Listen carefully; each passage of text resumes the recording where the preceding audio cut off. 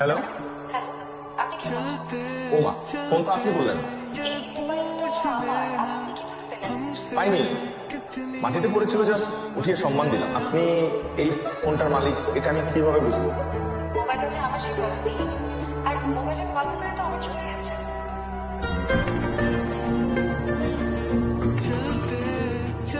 ফোনটা নিয়ে আমাকে উদ্ধার করুন। ধরুন, একটা জড় বস্তুর জন্য এভাবে ফিরে আসলেন। এটা যে আমার ফোন কিনা নিশ্চিত হবেন না? কোনটা যে আমার আর কোনটা যে আমার না, সেটা বুঝতে বুঝতেই তো জীবন পার হয়ে যায়। আপনি আসলে ভীষণ ভালো একজন মানুষ। আমি কি আপনার সাথে এক কাপ চা খেতে পারি? এই শুনুন, আপনি কিন্তু মোটেও ওর পক্ষ নিয়ে আমার সাথে একটা কথাও বলবেন না। যে বয়ফ্রেন্ড তার গার্লফ্রেন্ডের বার্থডেতে উইশ না করে রাত্রেবেলা ঘুমায় যায়, ওর সাথে আমার কোনো কথা নেই। আমি ওর সাথে কোনো কথাই বলবো না। তোর এই কাজটা করা একদম ঠিক হয় না। তোর জায়গায় আমি থাকলে সারা রাত জেগেই থাকতাম।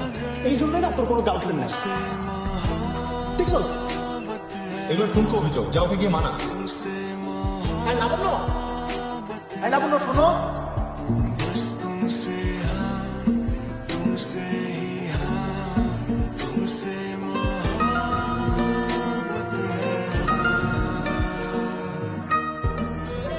কেমন আছেন? ভালো, আপনি এখানে? এক বন্ধুর সাথে আসছিলাম। ও হচ্ছে গার্লফ্রেন্ড সামলাতে আসছে। পোলাপানের যে সাহস, মানে নিজেকে সামলাতে পারে না, কিন্তু গার্লফ্রেন্ড সামলানোর মতো দুঃসাহস দেখাতে কার্পণ্য করে না। আপনি তো মনে হয় এসব খুব ভালো সামলাতে পারেন। আমি এই দুঃসাহস দেখানোর সুযোগ পাইনি বা করিনি, দেখি আমি আজকে সিঙ্গেল। আচ্ছা, আপনাকে দেখলেই বা আপনার ব্যবহারটা একবার মনে হয়। Very bad. কাউকে দেখে এরকম জাজ করা উচিত না কিন্তু। আসছি তাহলে। হ্যাঁ হ্যাঁ, ঠিক আছে। জি। আপনি তো মনে হয় আমার কাছে একটা ট্রিট পান। চলুন আজকে আপনাকে তেহারি ট্রিটটা দিয়েই ফেলি।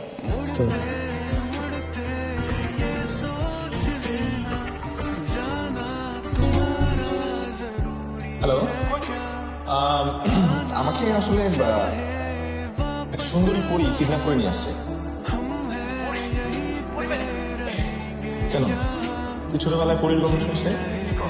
হ্যাঁ, ছোটবেলায় তুই তেহারির গল্প শুনেছিস, কিন্তু পরীর গল্প শুনিস। আমি আজকে আর পারবো না আসতে, তুই তোর মতো চলে যা।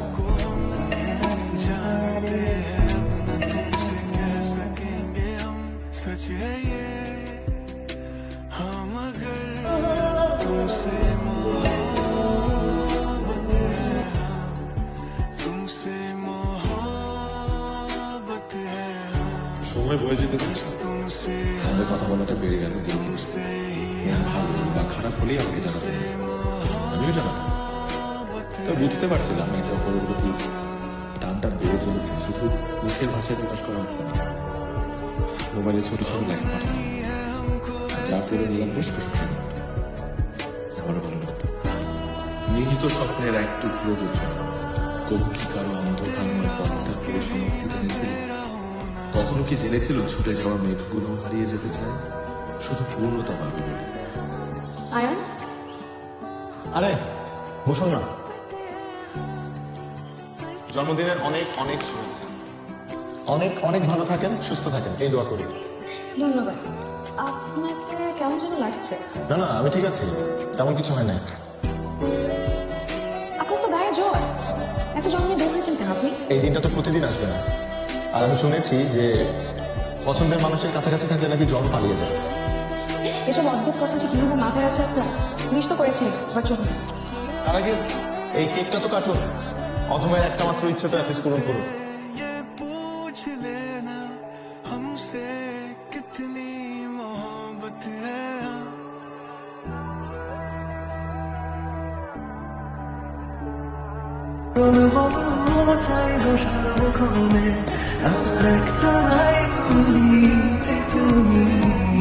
আয়ান, বাসায় বিয়ের জন্য চাপ দিচ্ছে। কোথায় কোন আমেরিকার প্রবাসী ছেলে ডাক্তার টেরি আপুর বিয়েতে দেখে পছন্দ করেছে। আমি বাবাকে অনেক কষ্টে রাজি করিয়েছি, অনেক কষ্টে বাবাকে বুঝিয়েছি, কিন্তু তুমি তো কোনো গুরুত্বই দিচ্ছ না। আয়ান, এইবার অন্তত বাসায় আমার কথাটা বলো।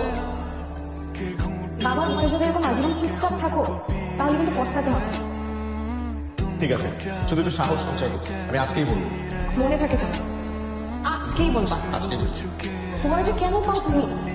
বাবা, মানে আমি এত আমদামদা করছিস কেন?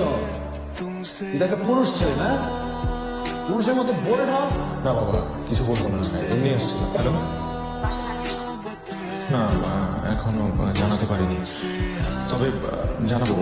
তুমি কি চাও? আমি সেই ডাক্তারকে বিয়ে করে আমেরিকা চলে যাবো? সেটা বলতে পারো? না না, আমি এটা কেন চাইবো? কিভাবে নির্লজ্জের মতো বড় ভাইয়ের বিয়ের আগে নিজের তুমি কি বলবে আমি জানি না, কিন্তু বাসায় না জানানো অবধি তুমি আমার সাথে কোনো প্রকার যোগাযোগ করবে না। ফোন রাখি। মা ব্যস্ত? না রে, কিছু বলবি? হ্যাঁ, তোমাকে একজনের ছবি দেখাবো। আর ছবি? মাশাআল্লাহ, আমার ছেলের পছন্দ আছে বলতে হবে। মা, এখন তোমাদের ওর বাসায় যেতে হবে। এখন মানে তোর বড় ভাইয়ের তো বিয়ে হয়নি। মা, ওর বিয়ের জন্য বাড়ি থেকে খুব প্রেশার দিচ্ছে, তুমি প্লিজ একটু ম্যানেজ করো না।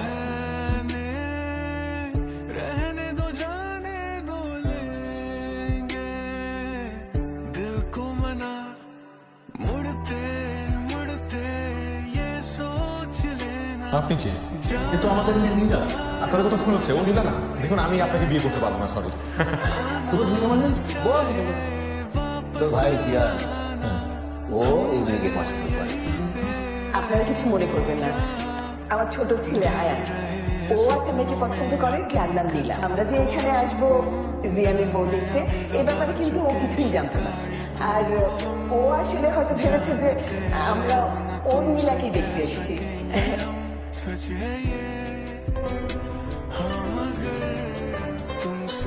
হ্যালো, অনেক বড় ঝামেলা হয়ে গেছে নিলাম। এতক্ষণে ফোন দেওয়ার সময় হলো তোর?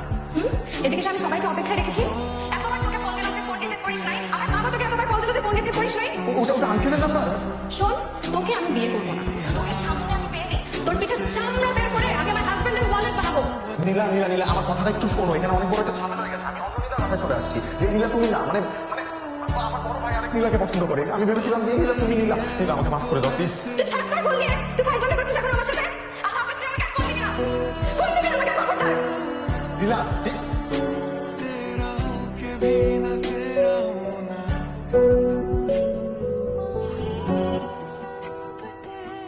এত বড় ঘুমটা দিয়ে রাখলে তোমার এই সুন্দর মুখটা আমরা দেখবো কিভাবে?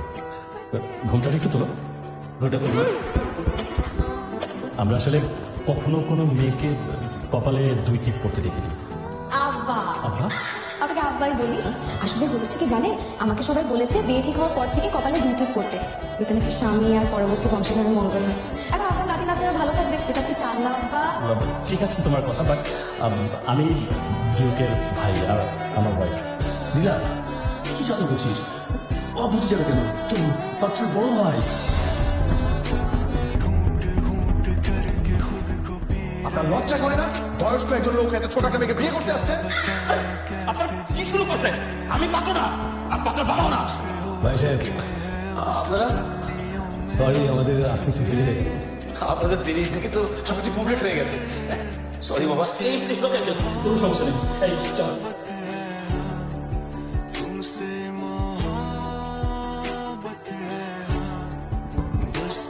বাহ, মহাশংস, বেশ মানিয়েছে দুজনকে। কালারটাও সেম সেম। ঘটনা হচ্ছে আজকে আমরা আরেক বাসায় গেছি। হ্যাঁ, আরেকটা মেয়েকে দেখতে। আমার বড় ছেলে, ও থাকে কানাডায়। ও ওই মেয়েকে পছন্দ করে। ঘটনা চক্রে ওর মেয়ের নামও হচ্ছে কি নীলা। এখন এই নীলা ওই নীলার নামে নামে বিবাহ করে গেছে। আমার এই পাগল ছেলে মনে করেছে ওর নীলার বাসা আমি যাচ্ছি। আমি তো জানতাম না ঘটনাটা, আজকেই জেনেছি আমার কাছ থেকে। আমার মনে হচ্ছে আমার বড় ছেলের আগে এই পাগলটাকে বিয়ে করাতে হবে, যদি আপনার সম্মতি থাকে। নিশ্চয়ই নিশ্চয়ই, আমার মেয়েটাও তো আপনার ছেলেকে খুবই পছন্দ করে। আমরা আজকেই এনগেজমেন্টটা যদি আরে পাগল, আমরা যে আংটিটা এনেছিলাম, আমরা তো ওই নীলাকে পরিয়ে এসেছি। এখন তো আংটি নাই।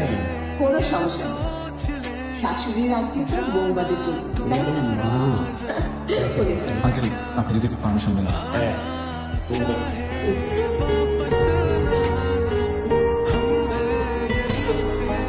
এটা তুই আজ আমাকে যে রাস্তাটা বোধ করলি, তোর খবর আছে।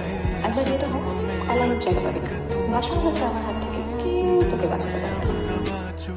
शिकायतों को हम जानते हैं, अब न तुमसे कह सकेंगे हम, सच है ये हम।